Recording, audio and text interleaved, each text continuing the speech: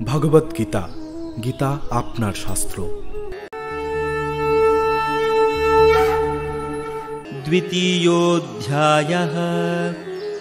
সঞ্জয় উবাচ তম তথা কৃপয়াবিষ্টম অশ্রুপূর্ণাকুলেক্ষণম विषीदन्तमिदं वाक्यम उवाच মধুসূদনঃ। সঞ্জয় বললেন, অর্জুনকে এভাবে অনুতপ্ত, ব্যাকুল ও অশ্রুসিক্ত দেখে কৃপায় আবিষ্ট হয়ে মধুসূদন বা শ্রীকৃষ্ণ এই কথাগুলি বললেন।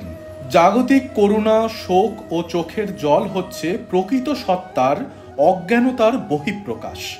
শাশ্বত আত্মার জন্য করুণার অনুভব হচ্ছে আত্ম উপলব্ধি। এই শ্লোকে মধুসূদন শব্দটি তাৎপর্যপূর্ণ।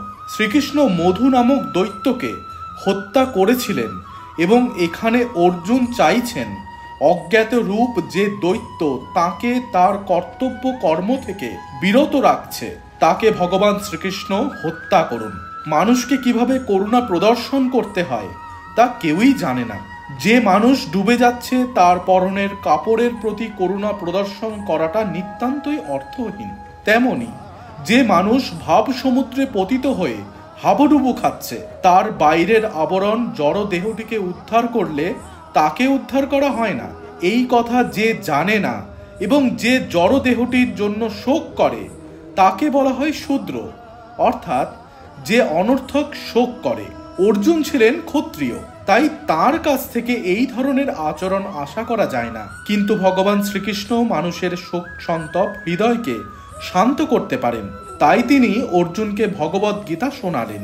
গীতার এই অধ্যায়ে জড়দেহ ও চেতনার আত্মার সম্বন্ধে বিশদভাবে আলোচনার মাধ্যমে পরম নিয়ন্তা ভগবান শ্রীকৃষ্ণ আমাদের বুঝিয়ে দিয়েছেন আমাদের স্বরূপ কি, আমাদের প্রকৃত পরিচয় কি, পারমার্থিক তত্ত্বের উপলব্ধি এবং কর্মফলের নিরাসক্তি ছাড়া এই অনুভূতি হয় না।